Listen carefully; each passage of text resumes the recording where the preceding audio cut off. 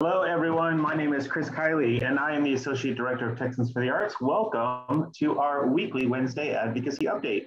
Today, I am joined, as usual, by our fearless leader at Texans for the Arts, Ann S. Graham, and our friend Lauren Hainley from the Houston Arts Alliance.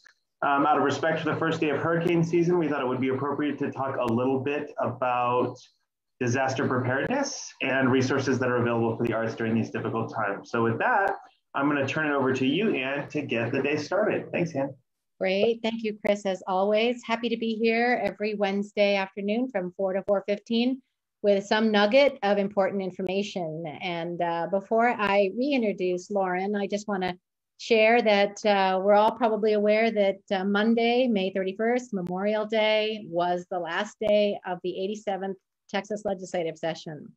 And that was an important day and a long day after a 140-day session that is maybe followed by some special sessions, given some of the outcome of decisions that were made and not made in the last days.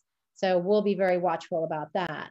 From an arts and culture perspective, our primary ask was securing the $10 million for the Texas Commission on the Arts Cultural District Grant Program, which I'm very happy to report is, as I did last week as well, was secured, was passed in the budget that is on its way to the governors to be signed. So we put a lot of energy into that. We thank those of you, our advocates. We thank those of you who have supported our work in the lobbying and advocacy, those who attended the Arts Advocacy Day Summit, who have testified. It takes a village, and we are happy with this outcome. So a big shout out there. What I would like to do now, and again, we'll be visiting every Wednesday when we'll give you little updates about what we know in terms of what's happening with the legislature as we now enter what is called the interim session as we plan for the next year and a half before the 88th session, which begins in January of 2023. So we have a little bit of time there and a rapidly changing world as we move through and out of the pandemic with increased vaccines. So we're starting to see more arts and culture outside available for communities and encourage everybody to start partaking in that as well. It's good for our souls, it's good for our hearts, and it's good for our economy, and it's good for travel. So please start getting out and reinvesting in the creative community as well. Now I would like to introduce Lauren Hainley, who Chris already gave a brief introduction to. Lauren is the Director of Disaster Services for the Houston Arts Alliance. And the Houston Arts Alliance is an important, significant arts organization based in Houston that has lots of programs. And one that we're going to be focusing on today, again, is emergency preparedness, knowing that the needs of artists and arts organizations are unique in terms of disaster preparedness. And I'm going to turn this over to Lauren, who knows much more about it than I do, but this is important information. Especially not just that we're in hurricane season, which starts on June 1st, but we are well equipped right now with other disasters that have had a tremendous impact across our state, the polar vortex, hailstorms, windstorms, not to mention COVID, which is a very different type of disaster, but also disaster preparedness sort of discussion. So I'm going to turn it over to you, Lauren, and we'll take questions. If you have questions, put them in the chat box and we will follow up and answer them afterwards and make sure that you get all your questions answered. So Lauren, I'm going to turn it over to you. Welcome. You. Thank you. So as Ann said, my name is Lauren Hainley. I'm the Director of Disaster Services at the Houston Arts Alliance. Before I begin, I want to tell you a little bit about where our program came from and what we do.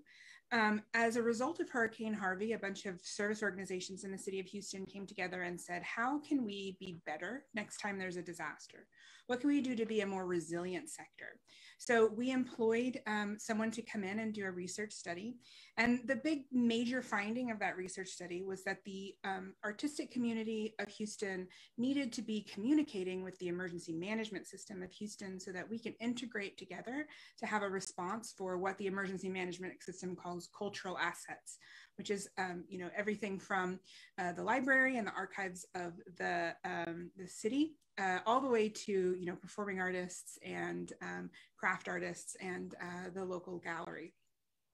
So what I do on a day-to-day basis is bridge the gap between the arts community and the emergency management community. I advocate for the needs of the artistic community while I try and help the emergency management system meet their needs through the things that we as artists and cultural experts have to offer that other people don't. So it's very exciting and a lot of advocacy that goes on. Before I talk about preparedness, I want to say a couple of things. One is that I will probably use the word hurricane about 4,652 times in the next 10 minutes. But when I say hurricane, I really mean any disaster. Most of the things that I'm about to say are applicable whether you're preparing for a wildfire or preparing for a tornado or for a freak ice storm or whatever it is. You can take a lot of these lessons and apply them to your organization or to your particular practice, regardless of the disaster. And then finally, as Anne said, we'll be collecting questions. Also, I believe my email address will be provided to you. So if you have any questions or concerns, let me know and I'm happy to answer them. And if you want more information, I'm happy to provide that as well. Just shoot me an email. So I'm going to talk about 4 steps of planning. So the best thing you can do to prepare for a disaster is to plan for it, right? That's, strategic planning is a big part of what we do in the arts, and this is just a different kind of strategic plan.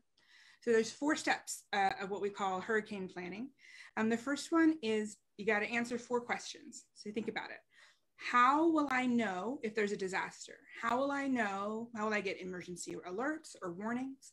A lot of almost every county and city in the state has a warning system that you can sign up for. I get texts on my phone from Harris County, tells me when there's rain coming or, when I probably shouldn't drive.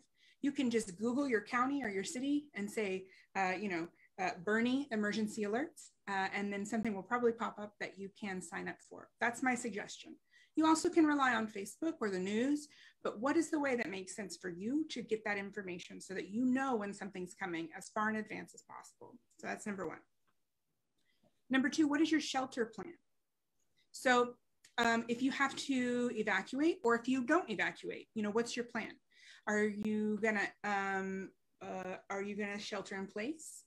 Are you going to go to your friend's house? During the winter storm, my husband and I took our cats and we went to our friend's house and sheltered there. They had more space. They had a generator. It was better than our home here. That was our shelter plan. And then the third thing is, what's your evacuation route? So this applies not just to yourself, but also to your artwork and to your practice. So think about your shelter plan and your evacuation route for your assets as well, right?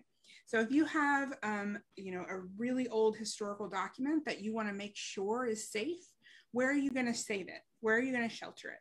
And also, who's in charge of getting it out of, Corpus Christi if there's a Cat 5 hurricane headed your way? And then you need to know what that evacuation route is. Here in Houston, I would say that my evacuation route is like up I-45 to Dallas, but that's probably what everybody's doing. So what else would I do? Exactly. If you are in 2 different places, your staff or your family, where are you going to meet and then head up? Are you going to drive and pick up your husband or pick up your coordinator and then you guys drive to Dallas together? What's the plan? And who needs to know the steps of that plan? Which car are you going to take?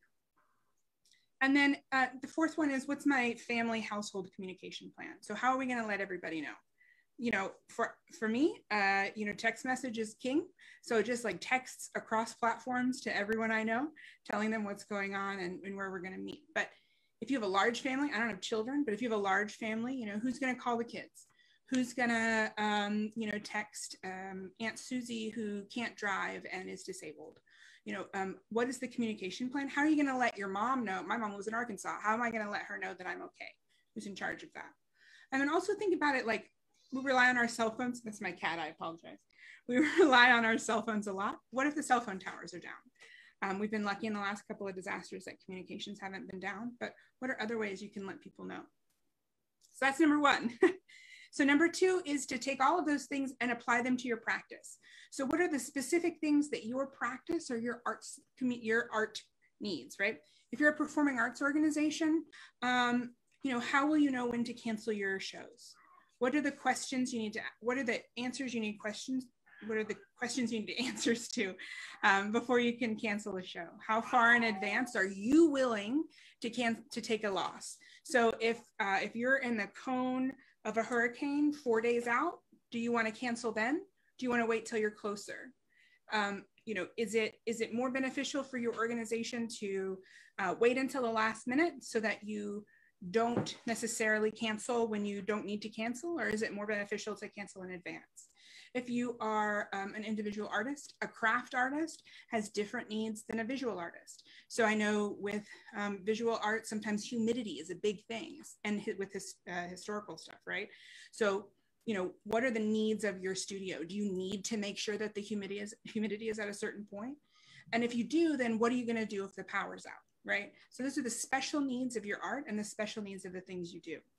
I know of an artist in Houston who was working with rice paper when Hurricane Harvey hit, and they did not have a backup plan, and all of their rice paper got just ruined, right? So what are the needs of the materials that you're using? What are the ways that you need to make sure that those things are protected, and what are your plans to do that? And all of these things are very personal to you and to your practice. And then also think about, when you're thinking about that, do you need help, right? We're talking about business operations. We're talking about like a multi-day or a week-long interruption. You know, do you need help finding a place to take your art? Do you need to partner with another artist or another organization, or, you know, a service organization like HAA to help you sort of process what you need to do? You need to know the answer to that. Number 3 is, you need to make an emergency plan and checklist. So basically, you just take everything that we talked about, right? And you write it all down. You write it all down in a way that makes sense, or you put a checklist, which is just like, number 1, call CEO. Number 2, call CFO. Number 3, put important documents in a plastic container, so that everyone knows that's what the plan is. That's what you do. 1, 2, 3, 4, 5, all the way through. And on that, you want to make sure that you have a way to contact important business relationships, important clients, important contractors. So this piece of paper, this document, becomes sort of like the master script, is what we would call it in my stage manager past. It has all of the information that you need in order to take over. And then the last one is really simple. You put it into action. So no plan works unless you practice it. So I suggest, you know, once a year around hurricane season, end of May, the beginning of June, you sit down and you make sure that the plan is updated.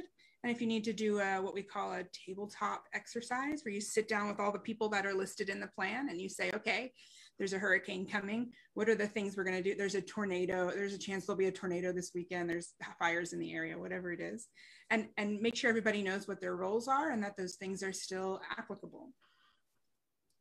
It's really much more simple than we want it to think, right? To be ready for a disaster. You know, how am I going to find out? Where am I going to shelter myself? How am I going to get out of here? And how am I going to talk to people? You got to have your personal plan first. That's the most important thing.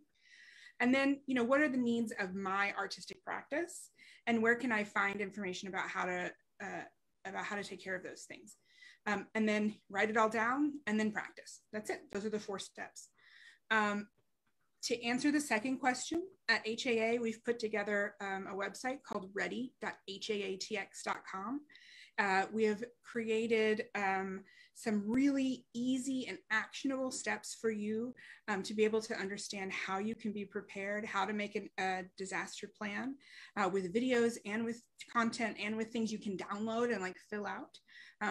And then we learned a lot from the Performing Arts Readiness Project, and then also Surf Plus. They're the artist safety net. And what Surf Plus also has is the Studio Protector Plan, which is specifically designed for individual artists to protect their art and the kind of questions that they need to have answers to as you guys create your plans. So they get ready, get help, and help yourself. On our site, we have 9 sections, and I wish I had them memorized, but I will vamp for just a second as I pull it up. So we talk about risk assessment, prep for all hazards, how you calculate your loss, documenting before and after, navigating insurance. Insurance is a big thing, right? Cybersecurity, FEMA, continuing to work in preservation. That's what we focus on. You know, it can seem daunting and scary for a disaster to come your way, but you are protected and you are supported by a community that's here for you. So like I said, send me any questions or concerns you have. I'm happy to answer them. I'm also happy to have meetings with you in your community to talk about what you can do. Anne, do you have any questions?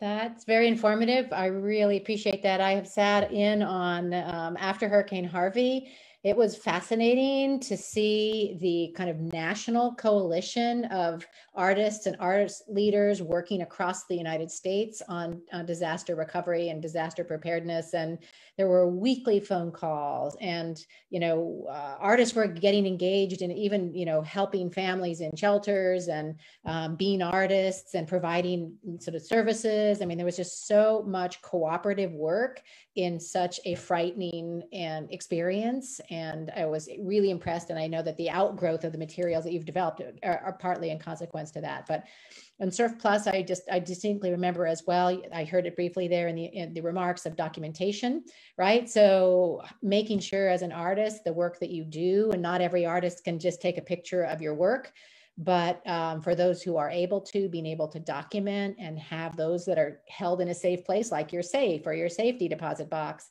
where you actually can keep a record of your work. And as a visual, or as a performing artist, that's going to be a little bit different, unless those are held on your phone and videos and backups on your computers. But being prepared with those is really important. Well, like, go take a picture of all the costumes and props that you have. Mm-hmm. Sometimes just having photographs of your inventory can help you with your insurance and with figuring out what your damage is. Also, like, write down all the serial numbers of all the equipment that you have. Mm-hmm. That's a big one. I need to do that. I'm just as bad as everyone else. Yeah, I mean, I really recommend. I've downloaded and printed out the guide, and there's, again, blocks that you can just fill out and take notes, and it's a good reminder, and you'll sleep better at night knowing that you are prepared. Nobody wants to face a disaster, but being prepared for that is going to make it that much easier. So if you have any other questions, please put them into the chat, and we will follow up electronically. Unless you have any other questions, Lauren, or any other things to wrap up, we really appreciate it. And we urge everybody to take this very seriously, because we never know what hurricane or what disaster is going to befall us. And the more prepared we are, the safer we will all be working as a community. So thank you again. And thank you for wrapping up and joining us. And we will see everybody next Wednesday at 4 o'clock, and we'll be addressing a next round of issues. So thank you so much, and happy Wednesday.